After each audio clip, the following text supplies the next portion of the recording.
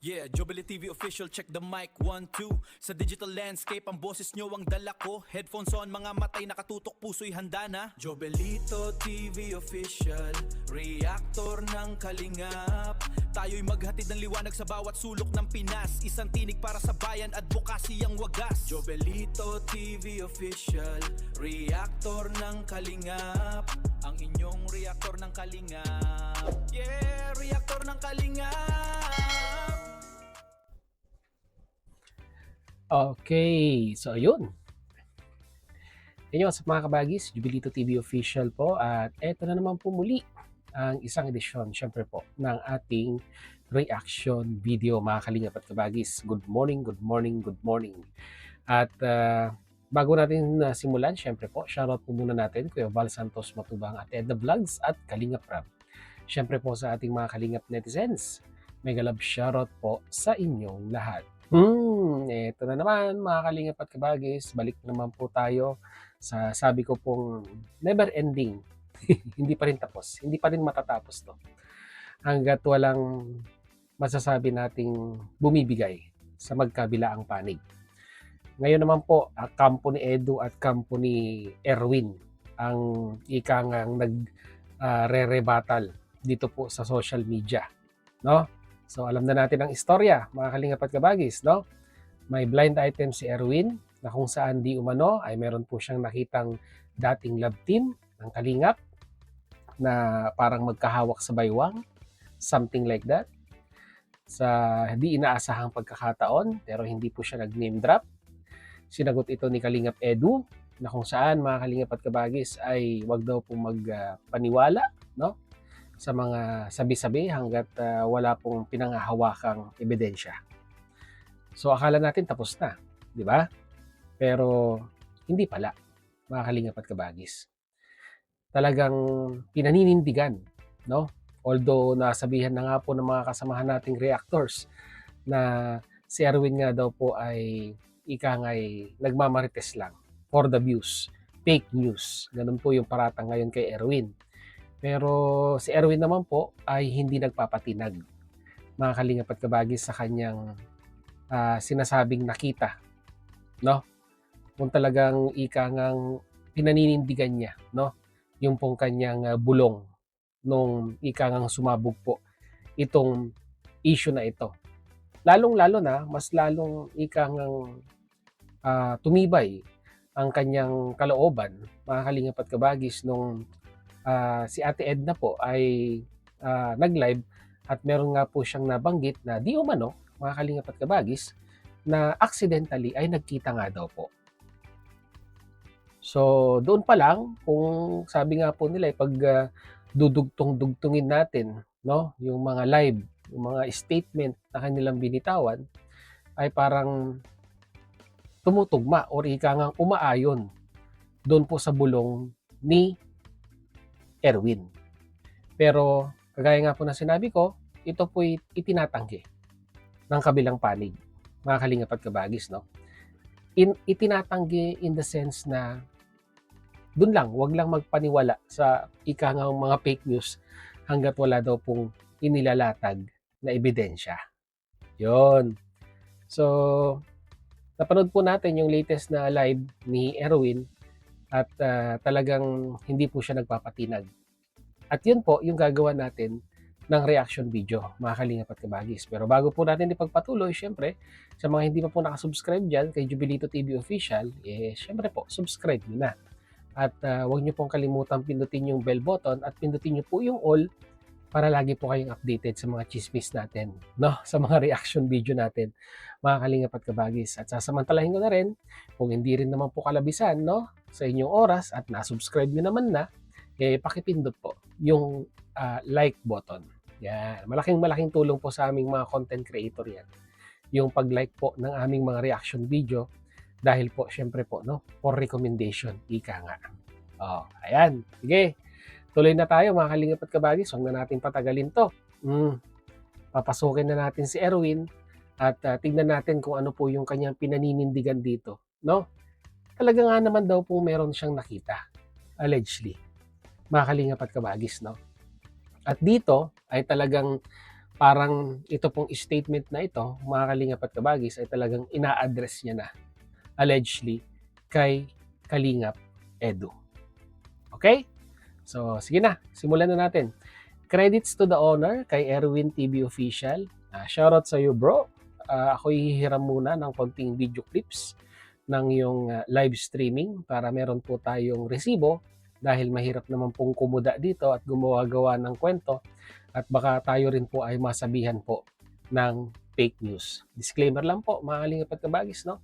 Tayo lang naman po ay nagbibigay ng ating personal opinion regarding po sa mga sinasabi po, no, ng ating nire-reactionan ngayong araw na ito. So without further ado, mga Kalingap at Kabagis, narito po. Pakinggan at panoorin po natin si Erwin TV Official or Erwin, tama. Basta si Erwin. Narito na po. Take note nagmumukbang si Erwin dito, mga Kalingap at Kabagis, no? Mukbang with issue yung ginawa niya dito, mga Kalingap at Kabagis. Tinatanggal ni Edo, na kagadi pero inabulaanan naman ni ate. Itinanggi ni Edo, ayan nabanggit na yung pangalan, pero pinabulaanan ni ate. So, sino yung ate na tinutukoy niya? Ito nga po ay yung si Ate Edna. Dahil uulitin ko po, allegedly, mga Kalingap at Kabagis, ay meron nga pong nabanggit di umano si Ate Edna at napanood din po natin na accidentally nga daw po ay nagkita yung dalawa. Okay? Nakita nang hindi sadya. Ano ba talaga? Nakita o hindi nakita? Ano? Basta nagkita. Di ba? Nagkita o hindi nagkita. Basta nagkita nga. Sinasadya man or hindi, basta nagkita. Magtatapo lang ang magtagpo. Ha? Magtatapo lang ang magtagpo. Kaya nga, dapat nilinaw niya. Ayaw niya ng issue, tapos todo naman ang tanggi niya. Ito pambaba siya. Ayaw niya ng issue, pero todo ang tanggi niya. Tapos ngayon, lumalabas doon sa live ni Ate Edna na nakita lang hindi sadya. So ano ba talagang totoo? So base dito kay Erwin, mga Kalingap at Kabagis, sabi niya, ayaw niya daw po ng issue, pero itinatanggi niya nga daw po. Yun ang banat ngayon ni Erwin sa kanya, mga Kalingap at Kabagis, kay Kalingap Edu, allegedly. No? Kung ayaw mo ng issue, parang ang gustong palabasin, ay huwag mong itanggi.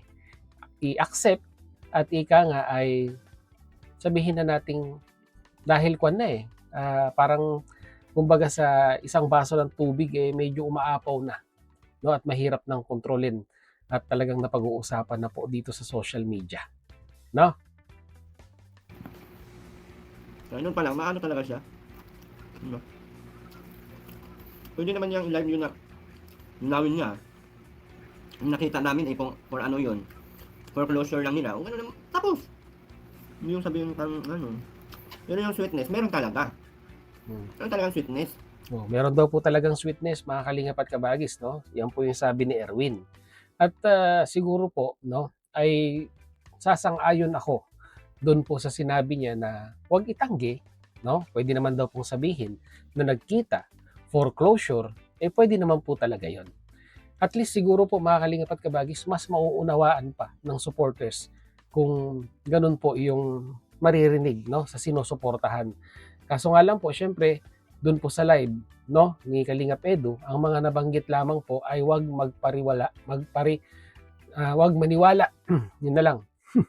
Huwag maniwala daw po sa mga fake news hanggat ika nga allegedly ay wala pong pinanghahawakang or wala pong ipinapakitang ebidensya.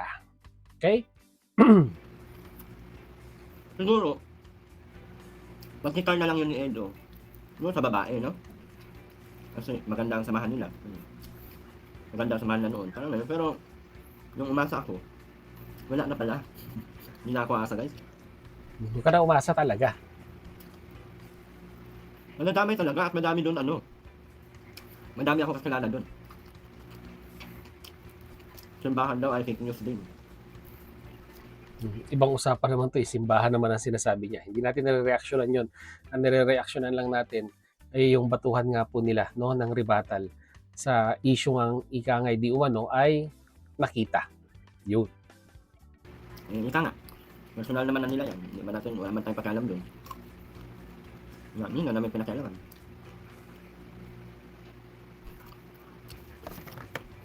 Panoorin niyo yung live natin na. Ngayon, Mm. kung totoo yung sinabi ni Edo na hindi siya nakita, bakit sinabi natin na ang pagtagpo sila na hindi sinasadya? Ang tanong na lang dito, Erwin, no? Para ika nga magtugma yung bulong mo at yung statement ni Ate Edna, ay dapat malaman natin kung kailan nangyari yung aksidenteng pagkikita. Ito ba ay nangyari noon pa or nangyari recently lang na yun yung ikinikwento mo or yun yung ibinubulong mo, no, sa mga viewers mo. Dapat malaman natin, no, kung kailan yung petsa na di umano ay accidentally nga daw po ay nagkita sila. Tama o mali? Ano yun? Ano na tayo? Nakita sila na hindi sinasadya. Ngayon, bakit may pahawak pa sa balakang? Sa baywang? Bakit may papara pa sa tricycle? Okay, meron daw pong pahawak sa balakang at merong papara sa tricycle. So anong ibig sabihin nito? Hawak-hawak sa balakang tapos nagpara ng tricycle. Ganun ba yung senaryong nakita ni Erwin TV? Tanong lang naman po yun, mga kalingap at kabagis. Siyempre po, ang tanging makakasagot lang yan ay yung mga nakakita at yung mismong, di ba, taong involved. Pero mukhang malabo, no? Mga kalingap at kabagis, mukhang malabo tayo makakakuha ng diretsyong sagot dito. Dahil unang-una sa lahat, wala naman po talagang ina-admit as of now, mga kalingap at kabagis. Ayaw ko lang mag-ano sana. Kaso, ginawa na nilang ano. Ginawa nila, wala pa problema yun. Kung sabihin niya na, kung ano lang, ang tawag ito, foreclosure lang. Huwag niyang itangkin na nakita sila. Kadami-dami nakakita. Paano kung mag-upload? Ano mang mali doon? Bakit guilty siya? About sa buntis-buntis, ano lang yun? Ang tawag nito? Fake news talaga yun. Namin niya na, yung buntis, fake news ha. Huwag kayo magpatiwala doon. Ang nabuntis nga daw po ng anak na yung alaga niyang aso na meron na pong 2 tuta ngayon. No? Yung po yung binidyo niya doon sa unang live niya, no? Nanganak na yung alaga niyang aso. At nandun sa may labas ng bahay nila. Pero about sa nakita sila, dami nakasaksi, kahit saan, kahit ipagharap-harap pa kami. Ang naging masaklap lang dito, mga kalingap at kabagis, no? Kung sabi ni Erwin na maraming nakakita, maraming naging saksi, no? Sa dinami-dami ninyong nakakita, wala man lang nakaisip sa inyong magbukas ng cellphone ninyo at mag-record, pambihira kayo. Oh. 'Di ba? Kung meron man lang sana, hindi ko alam kung si Erwin meron, ayaw niya lang ilabas. Oh. Ako, pag nirelease yan, viral yan. Oh. Sa tingin mo, makakatanggi pa kaya kung meron ng lumabas na ganon? Kaso ngayon, mga kalingap at kabagis, wala naman eh. Di ba? Wala pong nakaisip sa kanila na magbukas ng camera or kahit sino mang mga nakakita na alam nilang viral ito kung sakasakali at kahit man lang sana konting segundo ay napahapyawan or na-record. Di ba? Kaso medyo mabigat-bigat yon, in-upload sa Reels, no? Pwede kayong sampahan ng reklamo ni Kalingap Edo doon. Oh, di ba? Anong reklamo? Data Privacy Act. Di ba? Kumuha kayo ng video ng walang pahintulot, bawal yun. Di ba? Bawal yun. Daming saksi.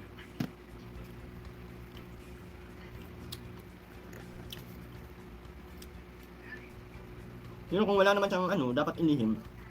Huwag nang ilihim. Kasi kasiraan din naman ng lahat yun. Kung ayaw lang mais, no, dapat nilinaw niya. Hindi naman yung linawin sa live niya. Linawin niya na, ano lang kami, ang tawag nito, ang tawag nito, closure lang yung nangyari. Yan, so nakipag-closure lang siya para maging maayos lahat. Ganun. At huwag kayong mag-alala, walang balikang mangyayari. Ganun. Mahirap ba gawin yun? Hindi naman Ang problema kasi, no, pag aaminin niya, Erwin, sa nakikinit ako, no, sa maraming nagalit na supporters niya dito sa kanyang dating partner, ay malamang sa malawang ay may negatibong impact sa kanya. Mababash, no? Mababash 100% si Edu pag ganun yung mangyayari. Lalong-lalo na sa mga ibang panatiko, no?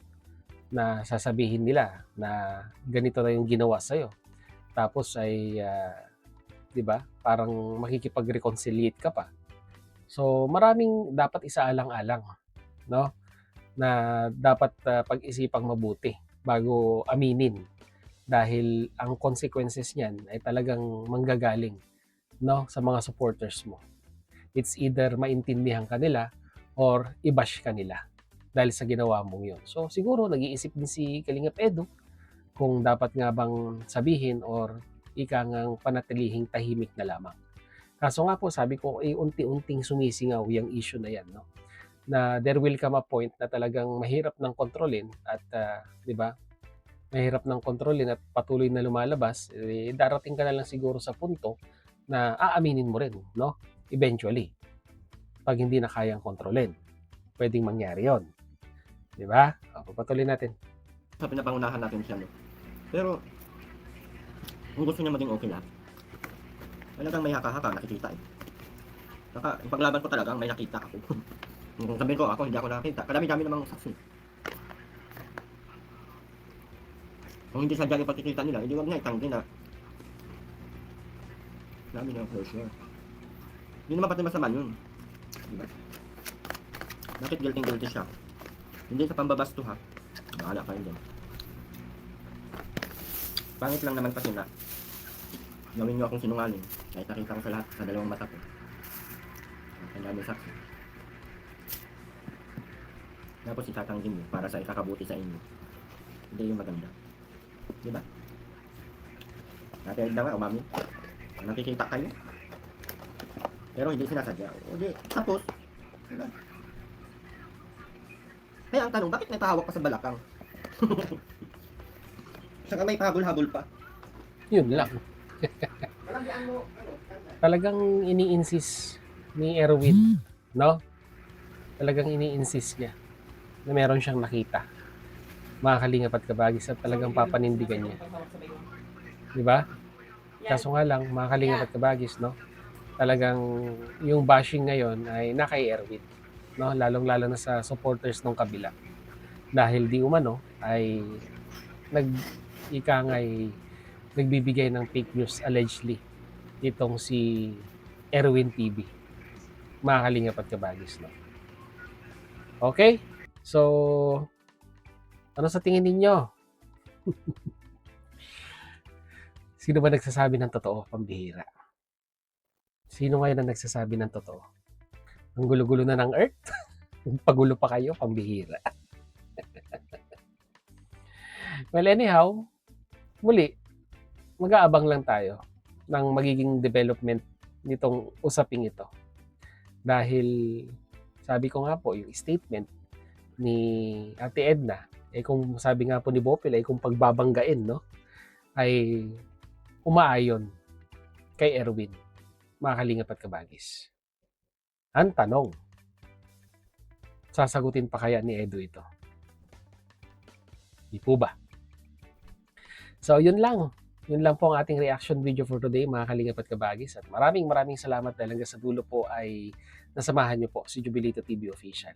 Kagaya ng dati, sa hindi pa nakasubscribe, subscribe niyo na po at paki-like ang ating reaction video ngayon. So yun, muli maraming salamat, no? Hanggang dito na lamang po. As I always say, mga kalingap at kabagis, peace, God first. God bless po. Bye!